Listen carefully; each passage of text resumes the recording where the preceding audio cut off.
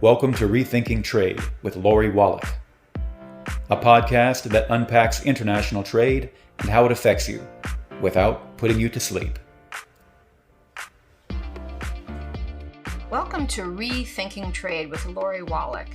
Today's episode is about what actually happened after more than 2 years of the pandemic and 15 million dead, with the global campaign to get the World Trade Organization's intellectual property barriers out of the way as they have blocked access to vaccines and treatments and tests for billions of people around the world. Let me cut to the chase before introducing our guests. The WTO's first big high-level meeting in years recently ended, and the intellectual property barriers that have blocked billions of people's timely access to life-saving COVID-19 medicines were not waived. Instead of a waiver supported by more than 100 countries, civil society across the world, academics, former heads of state, even the Pope, a rump text written by the WTO staff was railroaded through. That document combines the European and Swiss and UK fealty to Big Pharma in not waiving any intellectual property barriers, and US insistence that any WTO outcome only cover vaccines, not the COVID-19 treatments at the heart of the US test and treat strategy. This outrageous outcome may not have been clear in the mainstream coverage. So today we're very fortunate to have two folks who are in the middle of the entire global effort, from literally before South Africa and India first proposed a waiver of these WTO intellectual property monopolies for Big Pharma, way back in October of 2020. Sangeeta Shashikant is the legal and policy advisor for Third World Network, a research and advocacy organization. Sangeeta was at the front lines of the WTO ministerial in Geneva during the ministerial, helping developing countries with analysis and technical support through the entire process, awake for days straight as the ministerial was repeatedly extended. Fatima Hassan is a South African human rights lawyer, HIV, AIDS, and social justice activist. She is the founder and the director of Health Justice Initiative in Cape Town, South Africa. She's been a national leader in South Africa, pushing the government to fight for the full waiver it proposed, and along with Sangeeta, has been a leader in this amazing international effort to get the WTO to simply get the hell out of the way. So let's start with what started in sum. After almost 2 years of the pandemic and all this effort, let me start, Fatima. What the heck happened? What was the outcome? Yeah, good question. Which is what we're all wondering. I mean, the only logical conclusion is that we've been subjected to the most bizarre form of gaslighting and bullying. Because where we are right now is that we're at that situation that we were all worried about in 2020 already, that the WTO would not be a responsive mechanism to the needs of people in the global south, and that in fact it would be a barrier and not an enabler of equity. And unfortunately, our worst predictions have basically come to materialize, and this is where we're at now. So it's a bit absurd, right, Lori, that for 20 months the negotiations were happening, 20 months in the middle of a pandemic, and this is the outcome, like a really, really weak deal that doesn't really offer much. And what does it mean for the world as COVID continues, and for that matter, for the next inevitable pandemic, this decision of June 17th from the 12th Ministerial Conference, MC12 of the WTO? What does it mean practically, Sangeeta, as we go forward? So practically, the decision falls short of what is needed to address the COVID-19 challenges. It does not waive the relevant TRIPS obligations or lift the IP monopolies. And what this effectively means is we will continue to witness inequitable access with respect to COVID-19 And we will see a repeat of the scarcities and inequity in the next health emergency. We already see this in the context of treatments for COVID-19, whereby most of WHO recommended therapeutics are simply unavailable or unaffordable in many developing countries. I think it's a reality that even where the voluntary licenses exist, they exclude supply to many developing countries, and they contain anti-competitive provisions as well. And for most of this year, even in the context of voluntary licenses and where they exist, scarcity is expected to remain. And we look at the disparity in testing. It's simply unacceptable. For every 1 million people, there are 3 million tests in developed countries. And developed countries represent only 16% of the world population. Less than 500,000 tests in developing countries that represent 70% of the world population. And 60,000 tests in least developed countries that represent 14% of the world population. The disparity in testing is massive. And in May of this year, WHO had alerted the world that in the absence of testing, we are essentially blind to how the virus is mutating, and we do not know what's coming next. So this disparity in access is going to hurt all of us because we are dealing with a mutating virus, and we are unable to provide the tools needed for governments to respond to the COVID-19 pandemic, but also to future pandemic. So, Lori, if you look at what was originally asked, it was a comprehensive waiver covering TRIPS obligations for patents, copyright, trade secrets, and industrial designs. It was a waiver calling of 35 articles of the TRIPS agreement. TRIPS is the Trade-Related Intellectual Property Agreement in the WTO. That's where all these IP monopolies are. And the rationale was that it's a public health emergency. Manufacturers need full freedom to operate. There should not be any barriers in their way. And this is the way to diversify production and expand supply options. What was agreed in the end was really recognizing the right to use compulsory license flexibility. This is a flexibility we already have under Article 31 of TRIPS. Compulsory license is a license granted by a government to third parties to exploit the patent without the consent of the patent holder. Now, normally, the use of compulsory license is subject to a condition that if you use compulsory license, it has to be predominantly to supply the domestic market. Exports are allowed, but you cannot export all or most of the production. Now, a mechanism was agreed in 2003. This mechanism waived this condition.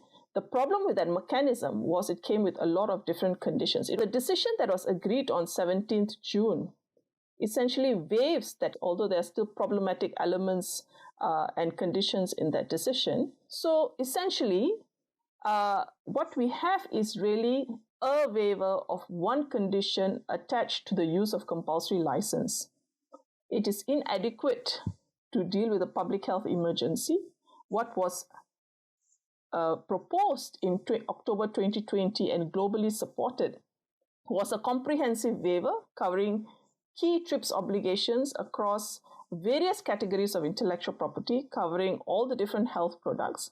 What we have is really one small waiver attached to the use of an existing TRIPS flexibility, and this is further subjected to conditions. It is only for 5 years and is limited to vaccines. The compulsory license is something the government has to grant. And the difference was the waiver was actually going to make it easier than having to go through the compulsory licensing. As Sangeeta just said, compulsory licensing is something that's already allowed under the WTO, and it hasn't proved sufficient in all these years of pandemic for countries to get the meds that people need. So to cut to the chase, what just happened was a waiver on the limitation on exporting of medicines made under compulsory license, but only covering vaccines, which you ask me, even before these conditions Sangeeta is going to explain, is really cynical. Because, ladies, am I getting this wrong? But it sounds like with no IP waiver, you can't make more vaccines. And so you have a right to export stuff you can't make. And if it doesn't cover treatments, which are perhaps easier to make under compulsory licensing, is it really going to make a difference even before you get to these conditions for more vaccines being made and available around the world? And Sangeeta's right. I mean, when she talks about the limitations of the deal, the most disheartening and absurd and enraging part of this deal is that treatment and diagnostics are not included. I want to say this very clearly to the people in the United States who are listening to this. You think you have COVID, you go to a local pharmacy, you get tested easy as pie. And if you're positive, you get immediately a prescription for this drug, Paxlovid. Paxlovid helps make sure, if you're vaccinated or not, that you're much less likely to die from COVID. It also makes you much less ill. It means you can go back to work sooner. That medicine is literally not allowed to be made or sold in half of the world. Because Pfizer, the corporation that has the monopoly on it, has decided it will make it available for the really, really poor countries, and it will sell it in the really, really rich countries. But unless the countries in the middle, the South Africas, for instance, most of Latin America, unless they're willing to pay an arm and a leg, no, they just can't have it. I mean, worse is that where there are attempts to get a compulsory license, for example, on Paxlovid, which is, a license against Pfizer in the Dominican Republic, that is being resisted. A compulsory license on a vaccine in relation to Johnson & Johnson in Canada is being resisted and blocked. So the EU's kind of response that, it's just a matter of using the existing flexibilities and issue a compulsory license, even that has been shown to not be something that is easy and automatic, which is why, in the beginning I said this is absurd and perverse, because what they actually said to us with a straight face when they announced this deal was that here's your solution, but the solution is actually something that is not really usable or workable. Sangeeta, jump back in with the conditions. So, US made two demands. One was that any decision should be limited to vaccines. So the US administration did not deliver on its promise of an IP waiver for vaccines. Although, as you mentioned, therapeutics and diagnostics are critical tools for controlling COVID-19, but they have been excluded. And such a decision would have been especially useful for therapeutics and diagnostics. The second condition, again demanded by the US, is the application of eligibility criteria. One is that it limits the producers, the countries that can use the decision, to developing countries only. And it's rather absurd because the objective of the decision is production and supply of vaccines.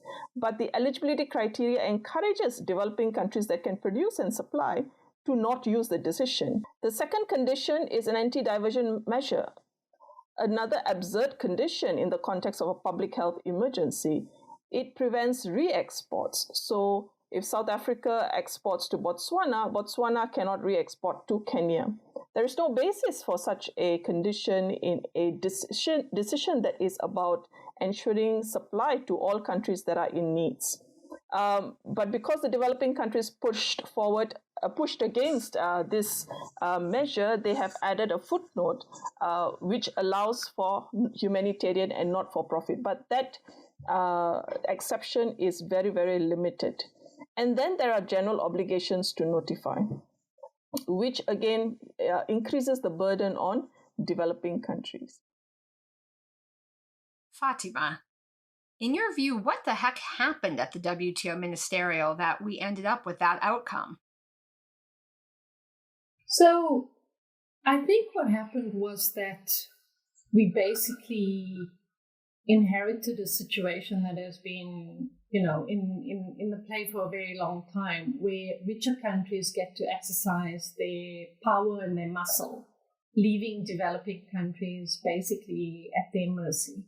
And so what we thought was going to happen with COVID was that wouldn't be the norm, that the status quo of how negotiations normally take place at the WTO would not basically negatively influence this particular process, which is why, for 20 months, like you said in the introduction, there's been unprecedented support for the waiver because we were in the middle of a global pandemic. We were offered solidarity. We were told we're all in this together. If you have infections in one part of the world, you're likely to have variants then occurring in other parts of the world. So the interconnectedness was so evident and obvious in the epidemiology of COVID that nobody thought that it would take 20 months for countries to negotiate a simple solution, or what should have been a simple solution, and turned it into this complex set of negotiations and a really bad deal. So when you say what happened, I think, is this. We've got the outcome of what I've called warped multilateralism. And what we got in the end was such a weak deal that it's difficult to see how this is going to benefit people in 2022. What happened was that for 20 months, while we had wave after wave of infection and illness, and people needed treatment and diagnostics, and they needed access to vaccines, they didn't get it in the global south because IP monopolies were considered to be more important than human life. So I think what we are seeing from where we are is a world that does not prioritize public health and does not prioritize the treatment of conditions such as COVID with vaccine treatment and diagnostics as public goods. So there is a preference for commodification, and I think the WTO deal has just cemented that preference by richer countries. But the irony of the situation that we're in is to get out of this pandemic, we're looking to a trade body that preferences economic power, and a trade body that doesn't preference, I think, in my view, the livelihoods of millions of people around the world. And so when you ask the question about what does this mean for the mRNA hub that is based in South Africa, given that Moderna has been granted very wide patents that it sought quite early on in this pandemic on a technology that we believe has been funded by public funding and also been supported through the generation of public scientists, none of us are any the wiser. Our government doesn't want to tell us what its IP strategy is in relation to the hub. The Medicines Patent Pool and the WHO are being cagey about what this deal actually means for how the hub can actually benefit research and knowledge into not just COVID-19 vaccines, but also TB and malaria. So I think there's a lot of unanswered questions. There is a reluctance to share information in a timely way. I think people also feel, given that this deal has basically been secured on these terms, that there's almost a sense that they don't have to be accountable to anyone because the precedent has been set for a way in which you bully global south countries into submission. How did people, Fatima, in South Africa react to the middle of June announcement on this non-deal deal that won't really make a difference to access to medicines? I think the worst thing is that it was announced within hours of the commemoration of June 16 in South Africa, which, as you'll remember, was a very significant day for us and a very significant, horrendous day in South Africa's history as in the anti-apartheid struggle. It was the day of what's called the Soweto riots. And so for us, I think there was an absolute disbelief that our government, which had fought so bravely and so boldly alongside the government of India for about 18 months, for the last 2 months it became quite silent, but for the better part of the last year and a half, fought, for a comprehensive, genuine TRIPS waiver, all elements of IP, all medical technologies for the duration of this particular COVID pandemic. But what we then found out was that our government was silent in the last 2 months, didn't propose any textual amendments, and agreed to this weak deal, and then tried to portray it as something that was quite significant and important. Despite the bullying, South Africa should have stood up, and it didn't when it mattered the most. And so What you then had was groups in South Africa basically calling it out and saying, one, that this is a weak deal and a really bad deal. It's a slap in the face for countries in the global south, including for poor people in South Africa, and that it's actually not what is being portrayed by the WTO DG and the EU and the US governments as something that should be celebrated. And for us, it actually says that the WTO is not fit for purpose, whereas the politicians were portraying this as some great victory on the part of the WTO, that it managed to get a deal, a very weak one at that, 2 days after the WTO ministerial conference was extended as part of some other WTO packages.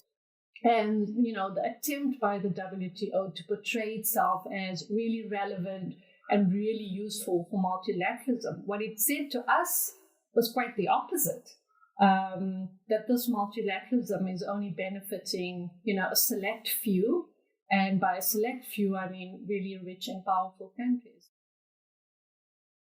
Sangeeta, along those lines, I saw how the Indian trade minister in the WTO ministerial, literally 36 hours before agreeing to this sham non-waiver, was calling out the very text he later agreed to as useless and making no difference and wouldn't create a single additional vaccine, and more or less sounded a lot like Fatima in what her characterization of both the political dynamic and the text was.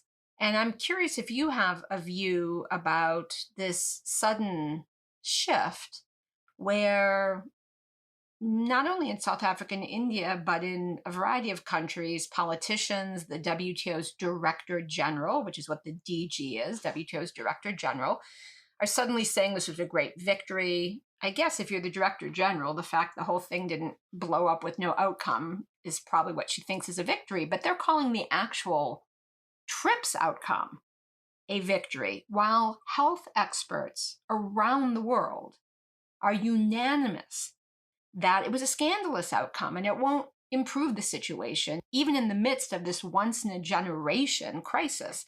So I'm wondering, Sangeeta, if you have a view about what happened there, why the shift, and then what's going on that a lot of politicians are trying to paper over a bad outcome. Sangeeta? So the original waiver proposal by India and South Africa enjoyed massive global support. And I think what we saw at the end of the on 17 June, and as all the politicians headed back home, basically they were trying to appease their constituency. But the devil is in the details. I followed the negotiations before the MC12. There were very intense negotiations 2-3 weeks before the MC12. The push was not to improve the tax. The discussion was not about what works for public health, but more in relation to how can we best support, and protect the interests of Big Pharma. And so what we saw in this entire process, especially the developed countries, they're mostly interested in ensuring that Big Pharma is able to maintain the intellectual property monopolies and to maximize their profits. The issues of public health, access to medicines, were really not given the due considerations throughout these negotiations. And I think what we saw at the end was really politicians trying to appeal to their constituency that, this is an outcome out of a very long-term process. But, as I said, the devil is in the details, and we read it, it's a very weak outcome, a very limited waiver of one condition.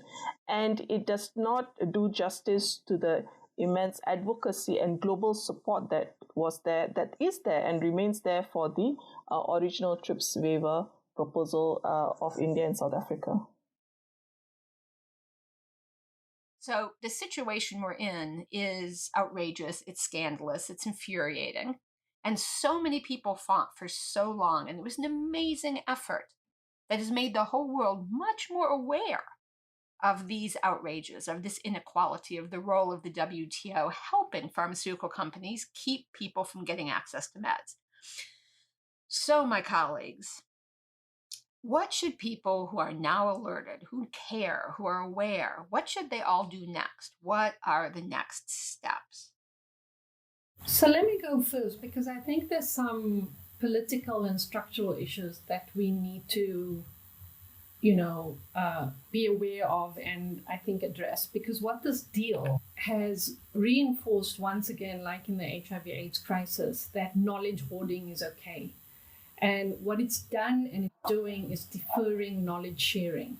So when we talk about commodification and about, treating life-saving knowledge as a public good, I think that is the immediate next step, is how do we deal with the systemic issues to get to the point of not just having awareness that knowledge hoarding basically costs lives, but actually addressing that hoarding.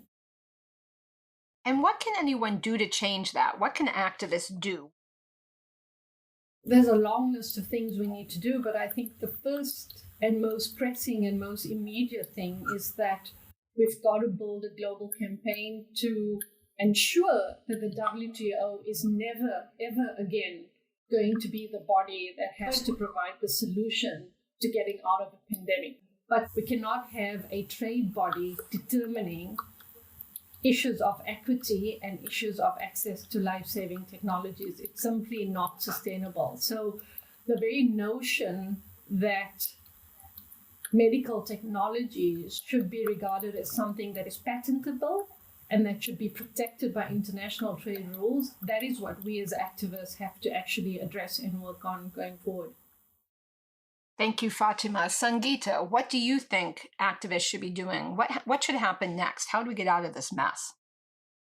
I think what the 20 months since the submission of the waiver proposal, but also the whole more than 2 years of COVID-19 pandemic has revealed is the big power, the big pharma wields over governments, especially in developed countries. And that is even as we see the deaths from COVID-19 have topped more than 15 million globally. And we hear everyone saying no one is safe until everyone is safe. We have seen Big Pharma make billions in profits, billions, unprecedented profits.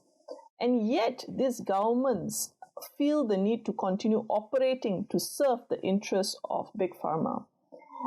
And this is at a time of unprecedented public health emergency, where we have seen governments take measures we have never seen before, national lockdowns for months at end. So there is a big problem, structural problem with the system. There's a regulatory capture, and I think we do need to address this as a priority. Now, beyond this, a few things that need to be done is the ministerial decision talks about extension to diagnostics and therapeutics. We do need to address IP barriers to diagnostics and therapeutics, and ideally with an improved tax.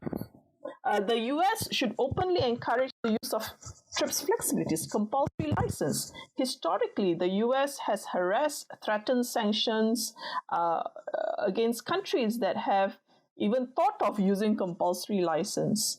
The US should openly now support the use of compulsory licenses and encourage countries, developing countries and developed countries, to also use compulsory license.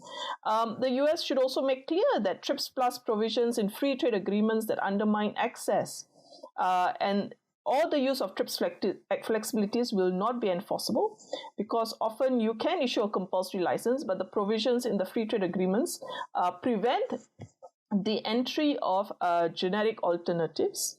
And finally, what we have learned is business as usual practices cannot deliver access during a public health emergency. If we are dealing with a mutating virus that is infectious, we do need to have a different approach.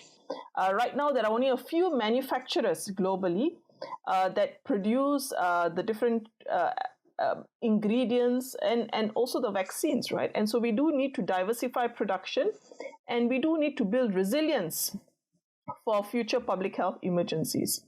Unless we do that, we are nowhere close to doing it. We don't even have the tools to do it, as we can see with the waiver decision. It's not sufficient for us to do that. So we do need to rethink how we are going to approach intellectual property monopolies, and with great intensity, actually, because we do have a huge problem on our hands with respect to access and intellectual property that needs to be addressed.